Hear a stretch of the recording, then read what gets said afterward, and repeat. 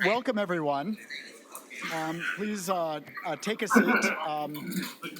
I'm David Weinstein. I am the director of the Center on Japanese Economy and Business, also known as CJEB at Columbia Business School, and the Carl S. Shoup Professor of Japanese Economy at Columbia University. We're delighted to have you all here to hear this lecture on IGPI's challenges to transform corporate Japan. This is one of the big challenges for Japan and one of the major ways in which Japan can become revitalized. Before turning the podium over to today's speaker, I want to just spend a few minutes introducing CJEB, as there may be some people who haven't come to our events before. The center was founded in 1986 by Professor Hugh Patrick of Columbia Business School, and its mission is to promote knowledge and understanding of Japan's economy and its business environment in an international context. And we do this by sponsoring conferences, symposia, lectures, webinars, workshops throughout the academic year, both here at Columbia as well as in Japan. CJEB is the only research center focusing on the Japanese economy in North America in a university setting. So that makes us very special. We care a lot about Japan and try to both learn from Japan's experience and also provide Western perspectives on events happening in Japan. I'm really happy to introduce today's speaker, Takashi Muraoka, who is the managing partner of Industrial Growth Platform, or IGPI. IGPI has been a corporate sponsor of CJEB for some time, and we're really grateful for the support that they've offered us over the years. Without corporate sponsorship, we simply couldn't run the events that we do. Mr. Muraoka has been the CEO and managing partner of IGPI since 2020. And in case you don't know about this company, IGPI is one of the most reputable professional firms in Japan, with its hybrid business model actively engaging in management consulting and also in principal investments. The firm, which he co-created with Mr. Kaz Toyama, boasts a unique client network which ranges from CEOs of JPX 400 firms, owners of small and medium enterprises, which is a very important set of firms in Japan, and founders of startups in Japan and Asia. Mr. Muraoka also serves as in senior advisory roles for several Japanese government agencies, including INCJ, the governmental investment arm for innovation, and he's also formerly served in the Financial Services Agency. Today, he's going to speak about the steps taken to transform IGPI's corporate turnaround platform to eradicate zombie companies. And for those of you who don't know what zombie companies are, these are companies that are technically bankrupt, but continue to operate due to corporate governance problems and other types of problems in the Japanese economy. He's going to be talking about how they've enhanced productivity for local economies through CX and DX, and methods to reform corporate boardroom decisions and actions through stakeholder management or engagement. I'm going to let him speak more about all of his tremendous accomplishments in a moment. After his presentation, we'll have some time for question and answers, about half an hour, we think. So as he's going, please think of good questions, and I'll try to make sure everyone gets a chance to ask. Again, just thanks to all of our other corporate sponsors as well for helping us fund these kinds of lunches. So without any further ado, I want to invite Mr. Muraoka to the podium and welcome you to Columbia Business School. And I look forward to what looks like is going to be a really fascinating presentation. Muraoka-san? Okay. I'm the David. So You have a touch? actually, you know what? I think it is mine. Sure. Sorry.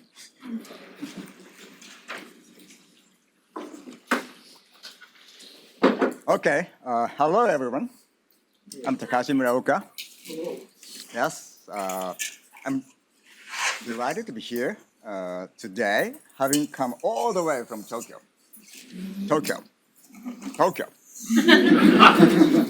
And want to share some very encouraging news with you. And corporate Japan will finally rise again by reforming or amending its corporate constitution. I'm sorry. Before diving into my presentation today, I would like to give you a very brief introduction, self-introduction of myself, and working for a total of 33 years for 4 institutions. I have become fluent in 4 languages.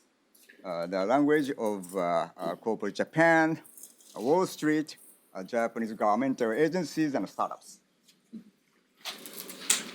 And what is IGPI? Usually IGPI is categorized as a management consulting firm.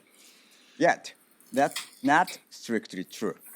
IGPI is a hybrid professional firm which provides a wide range of professional services for our client companies and business partners. Whether it's global corporation like Toyota, Honda, Sony, and SMEs in Japan and startups in Japan and Asia and Europe. So, what's wrong with Japan? I don't have to show a lot of data or numbers of this because, well, there are a lot of data and numbers for this. But this one from IMD World Competitor Ranking is probably one of the easiest to understand how and why Japan has been on the decline in terms of the competitiveness. And bad news for business leaders, including myself, is business efficiency is among the lowest. However, we have good news as well. The only way for Japan to go is just up. Well, because Japan ranks 63rd out of 63 countries in terms of management practices here. So I'm going to tell you how and why, how IGPI is going to challenge this problem. And let me start with the roots of our organization, which is I think it's better to understand how we started the IGPI. It's the IRCJ. It's Japan's sovereign wealth fund created by the Koizumi administration about 20 years ago in order to solve the bad debt problems of the country. And this organization has turned around a lot of companies in Japan which were near bankruptcy, which includes not only large corporations like Kanebo, one of the top cosmetic brand here, and Daiei, one of the largest retailers in the country, Mitsui Mining Corporation, which is one of the core companies for the Mitsui Zaibatsu Group, Misawa Home, which is one of the largest home builders. But also, the institution has engaged in turning around a lot of SMEs in provincial areas, including hot spring resorts in the northern part of Japan. And what the IRCJ did was first to acquire the debt from commercial banks, and second, to convert it into equity and to become an owner of the company while putting new fresh equity. And third, change the entire board member of the company and to commit themselves to becoming the board members. And 4, to change the strategies and the organization from top to bottom under the new leadership. And 5, to sell the stake within 3 years of the investment to usually to strategic investors. And this approach sounds somewhat similar to what the private equity firms has been doing today. Yet, this approach was still new to the Japanese market at the time and was not exactly established in the US market either. And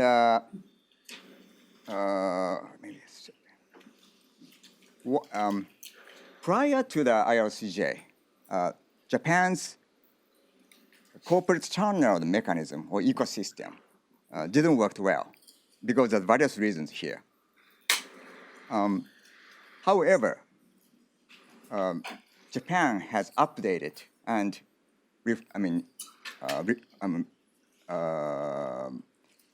updated the system for the last 20 years, both during the IRCJ days and subsequently. For example, looking at the first one, cozy relationship between the banks and borrowers. We call this nepotism between the banks and borrowers have substantially improved for the last 20 years. And second, banks have become much more sophisticated when it comes to dealing with the bad debt, restructuring of zombie companies or near zombie companies. In other words, not relying on collaterals, but more focusing on cash flow from businesses. And number 3, statutory proceedings have much more smoother in Japan. And number 4, unanimous consent. A majority voting mechanism for debt restructuring out of court has been enacted. Will be enacted, I would say, in the Japanese diet in this month or maybe next month. So.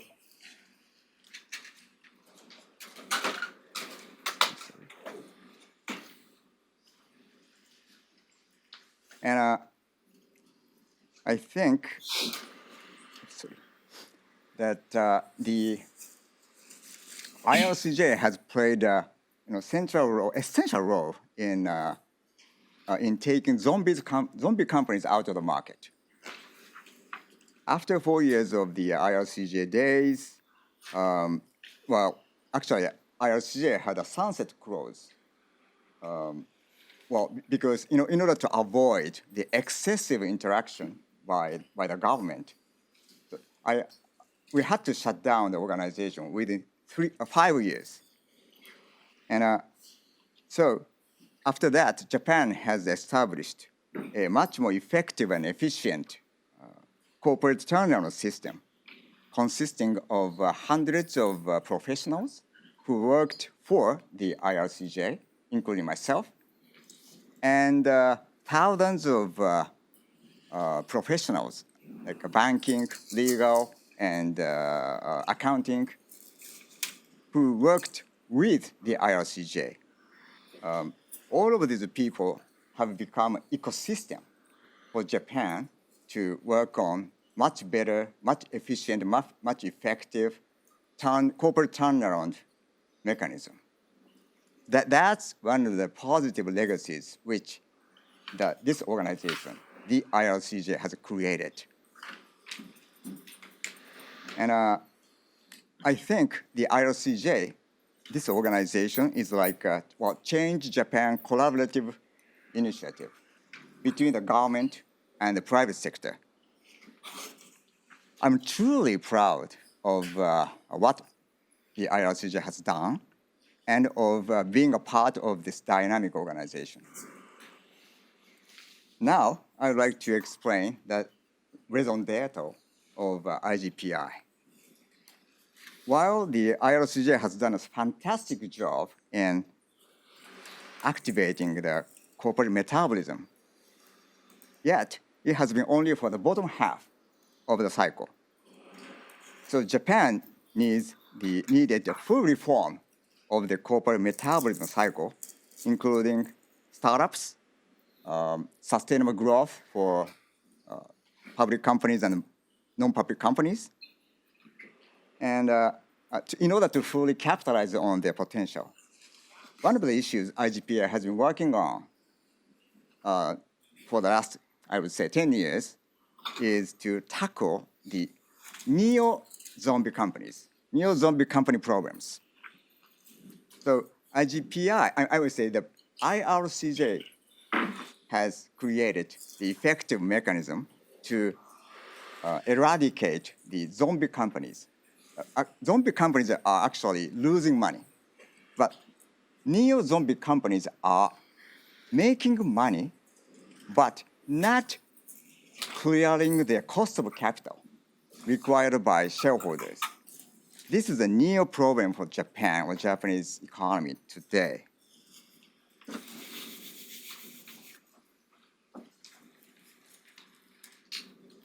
And when we established IGPI in 2007,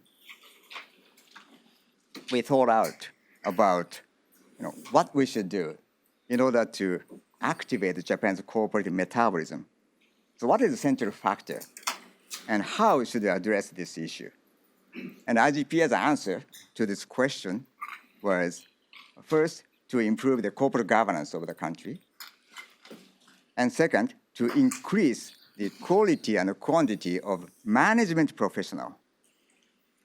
This is actually exactly in line with the charts from the IMD.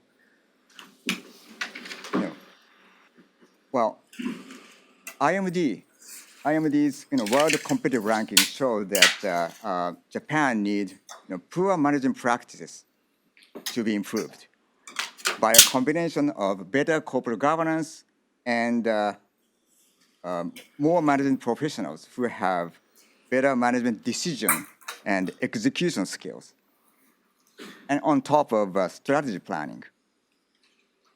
And IGPI has decided to become a platform whereby we can create such management professionals instead of consulting professionals or investment professionals.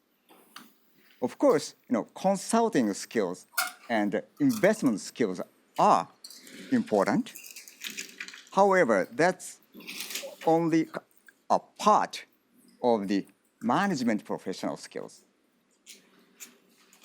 And our mission statement show who we are and what we are pursuing.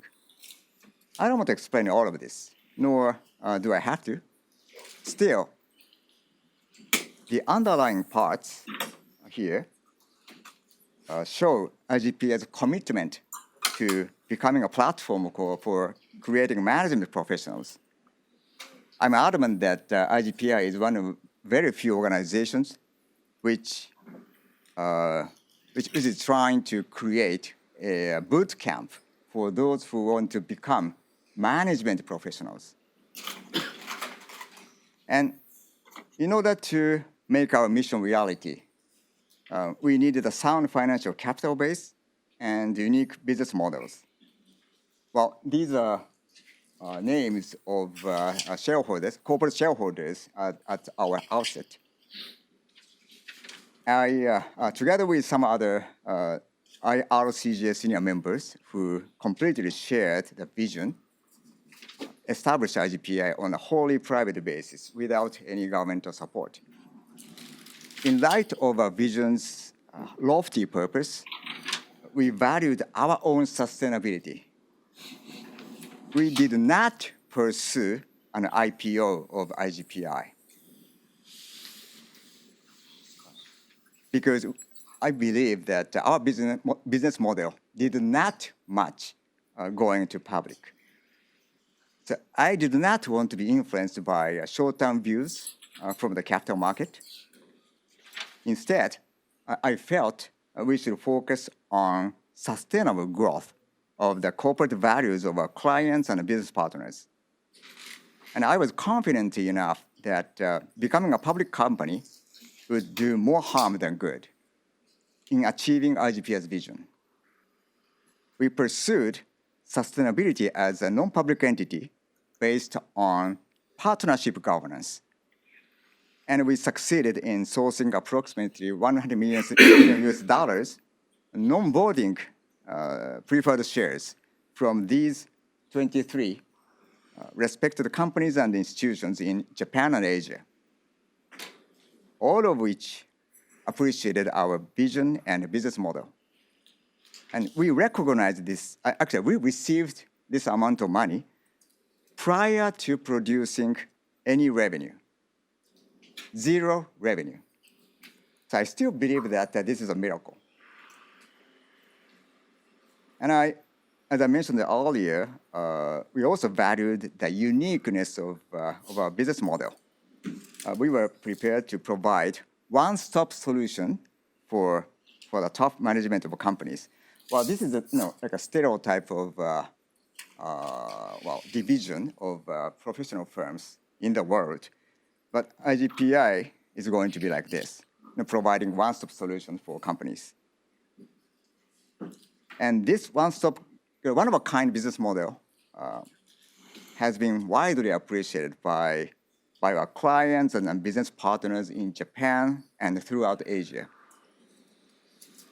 And in order to expand our intelligence space, we have gathered super intelligence from a wide range of fields, including the former president of the University of Tokyo, Gonokami Sensei, the former president of the Tokyo University of Arts, Miyata Sensei, and the former chairman of the J-League, Murai-san.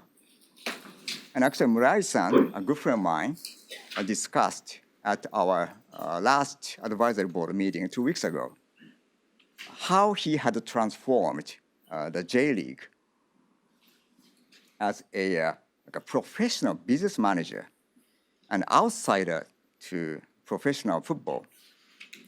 He was the first and only chairman who had no professional football experience, who had played soccer only during his high school days as a goalkeeper. But he transformed the league by bringing his management expertise. Actually, he had been one of the executives for Recruit, which is the most successful HR company from Japan. And he also shared how the World Cup soccer in Qatar last year had capitalizing on the development of digital technology and so moved the people's hearts around the world. Those kind of discussions from other fields have been truly insightful for all IGPI members in light of further enhancing our management capability. And these are just grants of what we have delivered for the last 16 years. There are three major areas, CX or corporate turnaround for topics 500 companies, incubation in Japan and Asia, CX with DX for local economies of Japan. And first and foremost, CX for public boards. I believe this is one of the most important topics for corporate Japan today. And we need an amendment to its company's constitution. I'm talking here about the mindset and the system, typical of Japanese companies. The current corporate constitution was mostly enacted in the Showa era after World War II. At that time, the constitution was believed to be a key factor for Japan as number one. Yet, it is no longer conducive to the current environment in the 21st century. So we need to amend the constitution from top to bottom.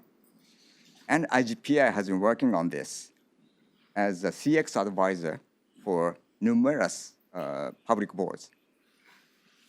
Corporate governance transformation. Well,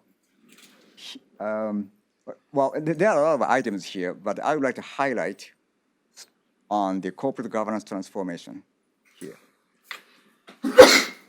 And well, as many of you here are fully aware of kind of great number of boards of Japanese public corporations are still dominated by senior male Japanese who value consensus building prior to board meetings and shareholder meetings.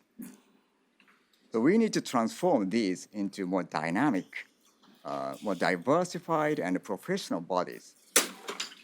We can focus on strategically fundamental issues and able to make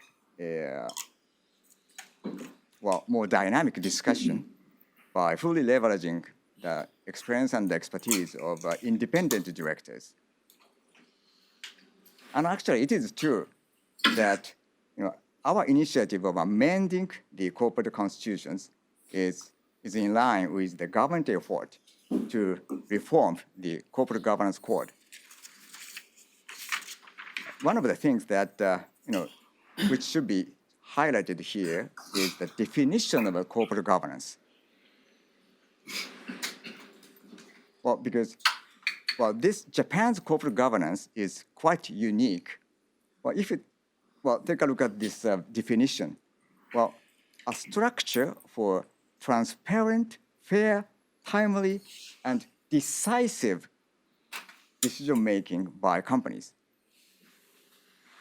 So basically, this corporate governance code of Japan was created to encourage more decisive decision-making by the boards. This is quite contrary to general belief and the common sense in the world. Well, corporate governance in the US and the rest of the world is designed to prevent CXOs from taking excessive risk for the benefit of stakeholders. However, here in the Japan's case, encouraging CXOs to take more risks. So this is the reality of Japanese management today, and this is one of the most important causes of poor management practices, pointed out by the IMD. And this needs to be fixed. And this is where IGPI comes in. And actually, IGPI has been producing these kind of stories across the nation. But still, the challenge ahead are huge because, this diagram is prepared by one of my business partners, Misaki Asset Management. And, I'm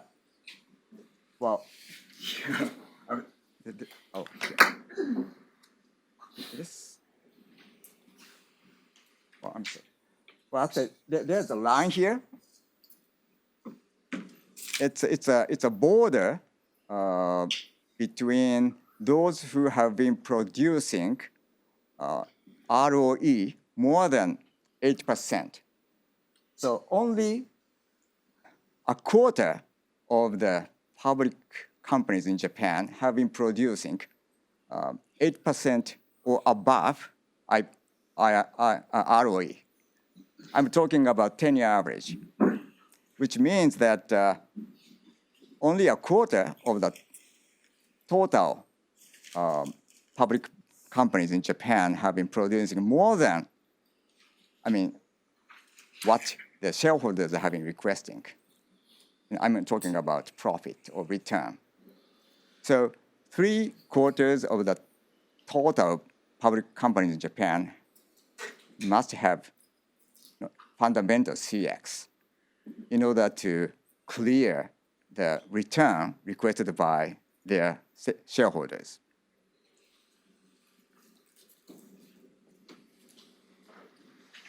Now, let's move on to startups.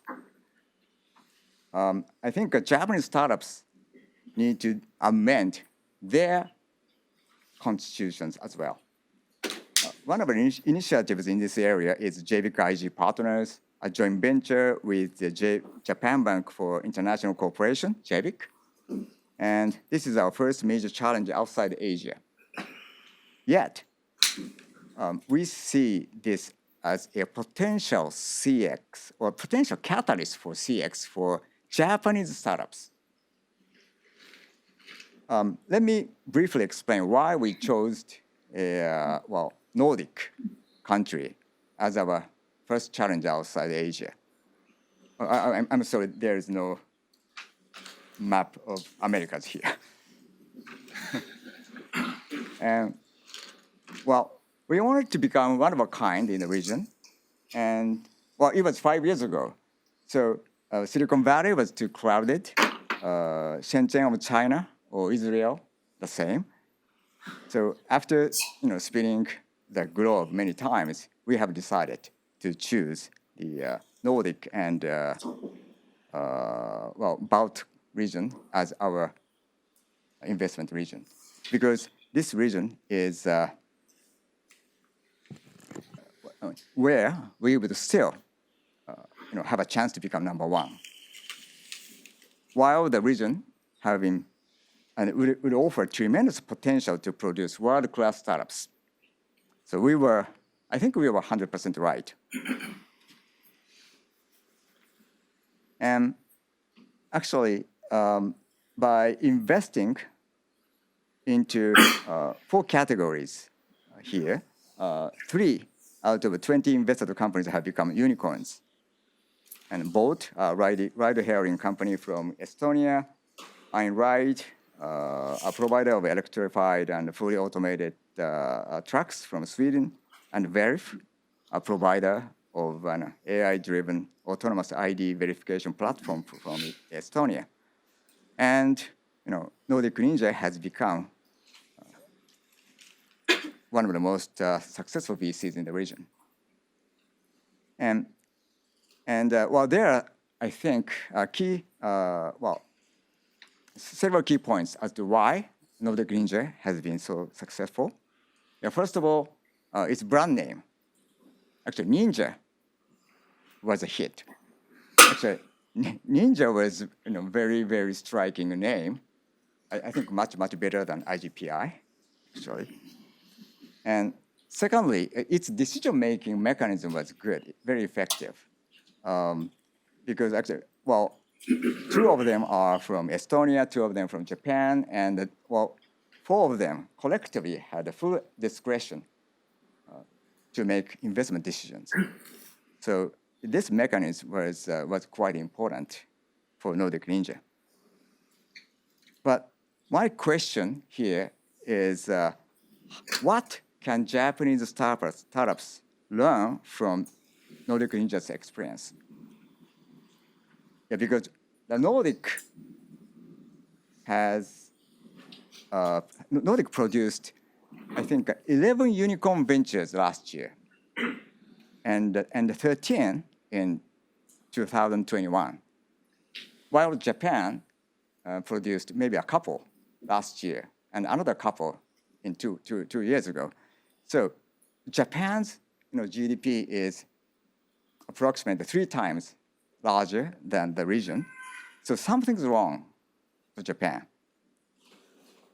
And actually, the Nordic Ninja has produced unicorns by targeting the global market from scratch and sourcing big money from world-class VCs, and a vast majority of Japanese startups are targeting Japanese local markets, sourcing money from Japanese local VCs, and aiming to be listed on the local market. So I strongly believe that the Japanese startups also need to reform their corporate constitutions. And actually, here, one of IGPI's initiatives in this space is incubation activities with labs in some of the top universities in Japan. And this initiative called ATAC is not a stereotype or typical VC, but it's a hands-on incubation accelerator.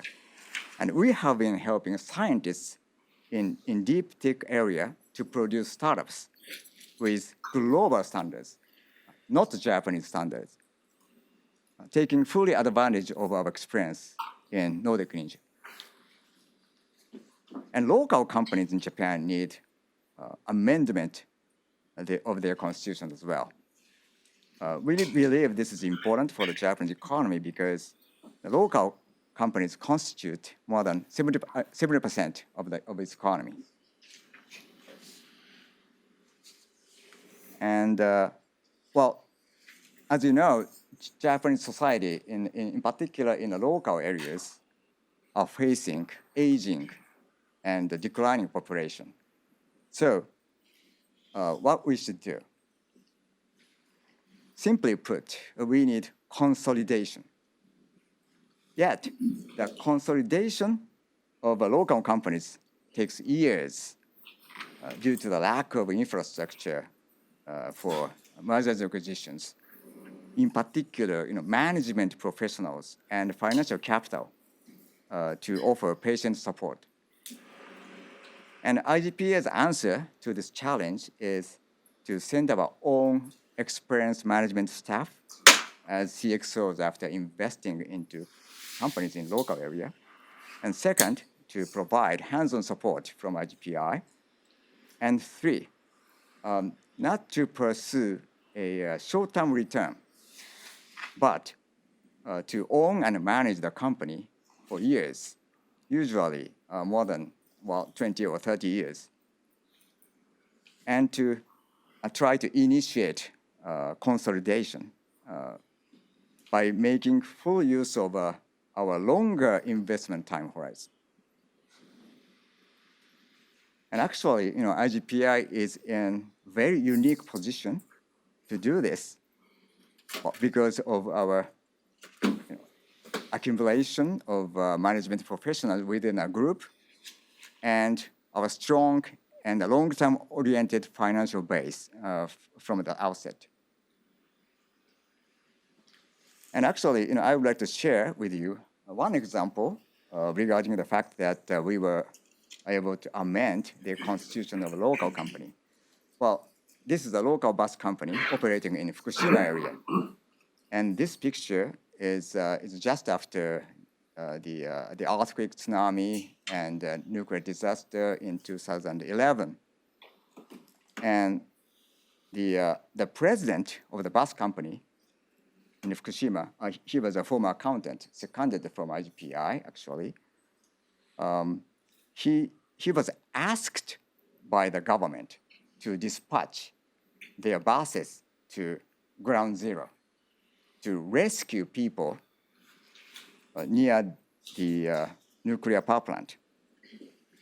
Yet, the government did not order him to do it because they did not want to take responsibility for drivers being exposed to radioactivity. However, the communication line between Fukushima and Tokyo was down at the time. So the president of the bus company, who was in his early 30s at the time, had to make his own decision, and ASAP. And he did it. And this is the evidence of his decision. And I truly proud of him, and of the fact that he was a part of our organization. And actually, one more thing I would like to highlight here is data for management. The point I would like to highlight here is that how we can go beyond the data. Well, these charts show that if you, as a PK kicker, well, kick into the upper half of the goal zone, the chance of success is much higher than kicking into the lower half. This is true not only for J-League games, but also World Cup football games. And all players from around the world are fully aware of this data. Yet, a lot of them failed by still kicking into the lower half, and their shots were blocked by goalkeepers. Why? And how can we overcome this? So one can say that it's a mental problem or a lack of confidence. Yeah, that's true. That's true. Yet, and that's not a perfect answer. And business leaders need to pursue an answer to this unanswered question. And actually, I don't know how Messi found his own answer to this question. And lastly, this is code of conduct for IGPI, all the members. And one of the unique features of our code of conduct is that all the points are questions, not answers or orders. So each member is expected to find their own answer. I believe that the fact that this code of conduct has been fully digested and appreciated by our company's employee is probably the single most valuable asset for IGPI. So thank you so much for your patience and attention today. Thank you.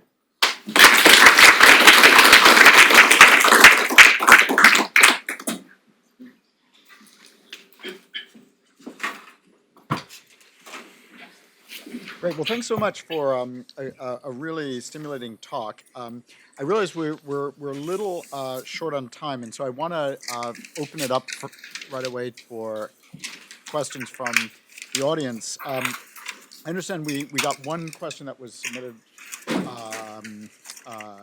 online, which we're going to start with from Taiwan Lee. Is he here? Yes. Do you want to ask the question, or want me to ask the question for you? You do that for me. Okay, fine. So here's the first question. As decoupling is becoming the new normal, many governments are providing subsidies to their domestic companies. Because of that,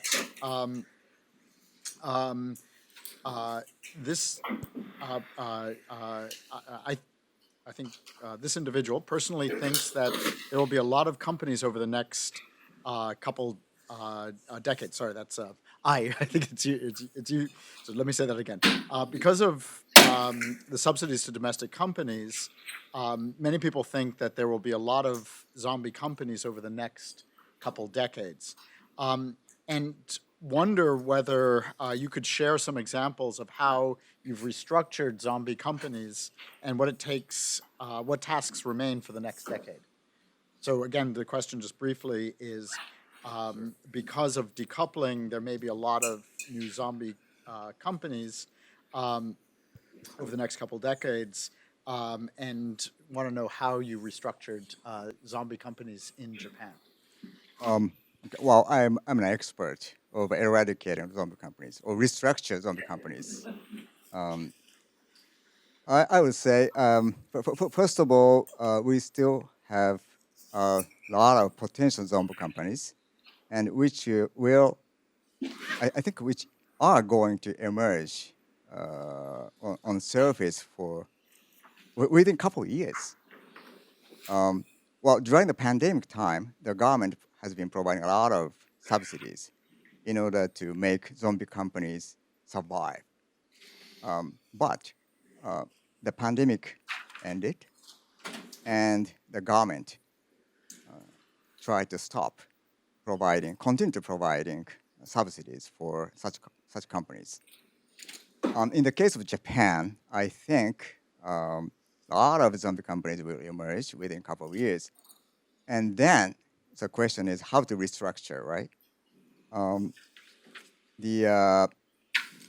Again, my answer is consolidation. In particular, in local areas or provincial areas, which are facing declining or aging population. So consolidation is the key. And there are two types of consolidation. One consolidation is consolidate companies across the region by trying to pursue the scalable economy. But this is not very effective in declining population area. So consolidation across industries in that particular area, in the same area, makes more sense, makes more economic sense. So I think this is one of the most effective approach for restructuring of kind of a quasi or near zombie companies. So, go ahead. Great. Thanks very much. Are there other questions? I see over here. Thank you for the presentation. Please, sorry, excuse me. Please just identify yourself and your affiliation before Sure. the question. Hi, my name is Bill Zane. I'm with the Columbia Business School MBA student first year. Thank you for the presentation. What really left me an impression was the chart that you showed in terms of capabilities by different companies that were along the consulting spectrum and how your company covered the entire range of capabilities. So my question, one of the sayings here is that you either go big, go niche, or go home. And my question is, what was your thought process of establishing a company that covered all of those capabilities, especially in a very crowded field of competitors? And did you acquire those capabilities over time? And what do you see for the future?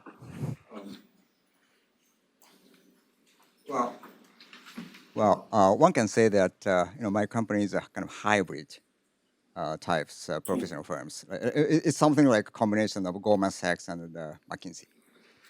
However, those institutions are not our competitors because we want to always pursue a one of a kind who doesn't have any direct competitors.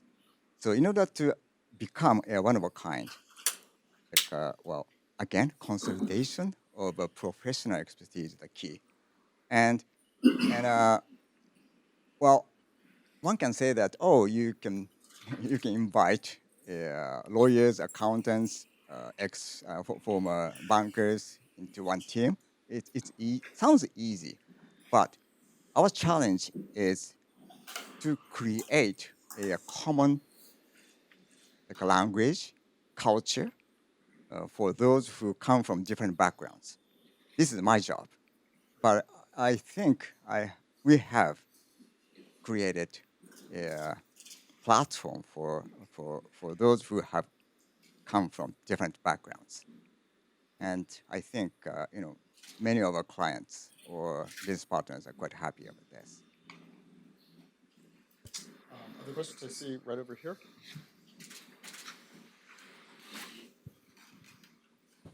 Just again, state your name. Okay. Hi, my name is Shichi. I'm also a first-year student at Columbia Business School. So, wanted to see like your take on in terms of like transforming these zombie companies. Like, does it have to be a destructive way of, let's say, like remove the current management and the board, and then like place the new ones in, or like is there any like less destructive, quote destructive, or like a more gentle way to transform these companies? And historically, like what has been a more successful way of doing it? No. No. The simple answer is no. Distraction is necessary. But actually, my challenge was how to find effective leadership. And there are three ways to find a new leadership. One is, of course, from outside of the company. And second is I myself becoming a CEO of that company. And number three is to find someone from from that particular company. And based on my experience, based on my experience in Japan, or maybe in Asia, the first one, actually, hiring from outside is probably not effective. No, because there is a lack of professional management market. And the most effective one is to find a next leader from within the company, which is usually he or she is not in the center of the company, but in in the suburb of the company. So it's very challenging to find that person, but probably this is the most effective way to find the right leadership. And then there was a question in the back over here. Hi, I'm Narumi from MBA second year. Thank you so much for your presentation. I have two questions. First, you were talking about the poor management. What is the biggest reason that generate that kind of like poor management team? And the second question, from your perspective, please give us that advice that we like me and like I think all of them don't want to become poor management in the future. So what kind of like things should we care about that?